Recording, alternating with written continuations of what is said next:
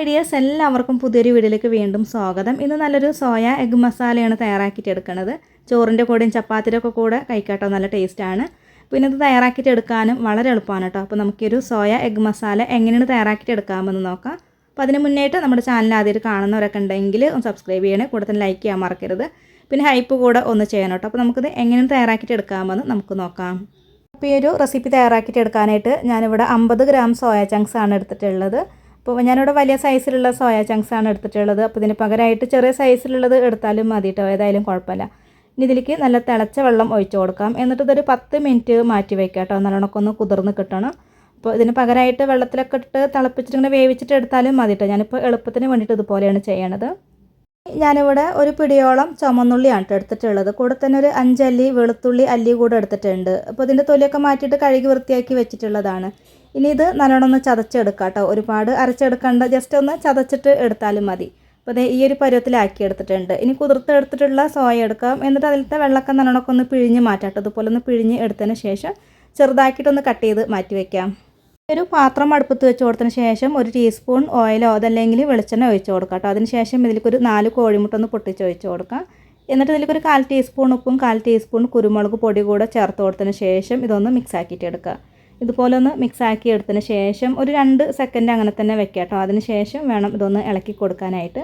അപ്പോൾ ഇങ്ങനെ ചെയ്യുമ്പോൾ വലിയ പീസായിട്ട് നമുക്കിത് കിട്ടും കേട്ടോ. അപ്പോൾ നന്നായിട്ട് ഇതൊന്ന് മിക്സ് ആക്കിയിട്ട് എടുക്കാം കേട്ടോ, നല്ലോണം ഉടച്ചെടുക്കാം. ഇതിപ്പോൾ ഇവിടെ റെഡി ആയിട്ട് കിട്ടിയിട്ടുണ്ട്. ഇനി നമുക്കിതൊന്ന് മാറ്റി വയ്ക്കാം കേട്ടോ. എന്നിട്ട് അതേ പാൻ തന്നെ അടുപ്പത്ത് വെച്ച് കൊടുത്തിട്ട് ഇതിലേക്ക് വീണ്ടും കുറച്ചും കൂടെ ഓയിൽ ഒഴിച്ച് കൊടുക്കാം.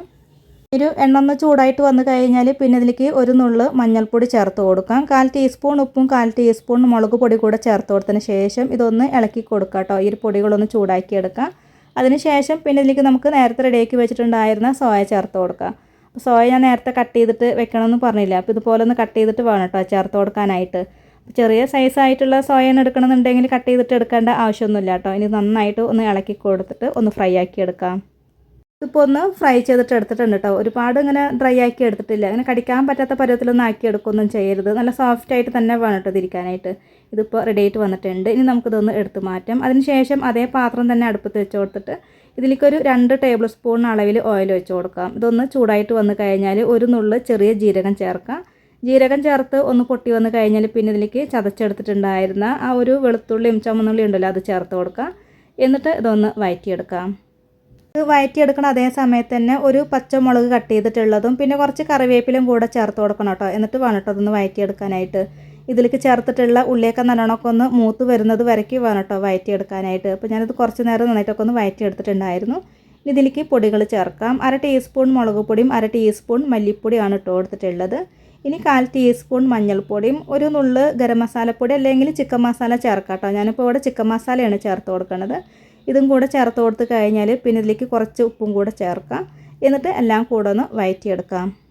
ഇതിലേക്ക് ചേർത്തിട്ടുള്ള പൊടികളുടെ പച്ച സ്മെല്ലൊക്കെ ഒന്ന് പോണ വരയ്ക്ക് വേണം കേട്ടോ അതൊന്ന് വഴറ്റിയെടുക്കാനായിട്ട്. അപ്പോൾ നന്നായിട്ട് ഇതുപോലെ ഒന്ന് ഇളക്കി കൊടുക്കാം. അതിന് ശേഷം പിന്നെ ഇതിലേക്ക് നമുക്ക് 1/4 ഗ്ലാസ് വെള്ളം കൂടെ ഒഴിച്ച് കൊടുക്കാം.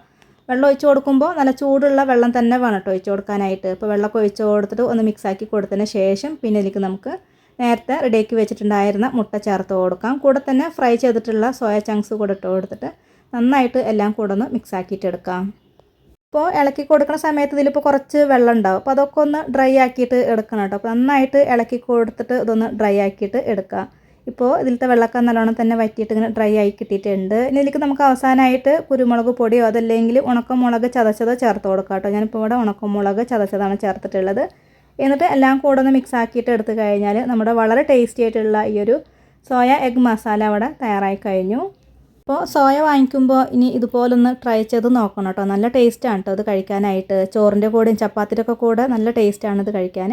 പിന്നെ ചൂടോടെ കഴിക്കാനാണ് കേട്ടോ നല്ല ടേസ്റ്റ്. അപ്പോൾ ട്രൈ ചെയ്ത് നോക്കിയിട്ട് അഭിപ്രായങ്ങളൊക്കെ അറിയിക്കുക കേട്ടോ. അപ്പോൾ ഇന്നത്തെ വീഡിയോ എല്ലാവർക്കും ഇഷ്ടമായിട്ടുണ്ട് എന്ന് കരുതുന്നു. വീഡിയോ കണ്ട് സപ്പോർട്ട് ചെയ്ത എല്ലാവർക്കും ഒരുപാട് നന്ദി.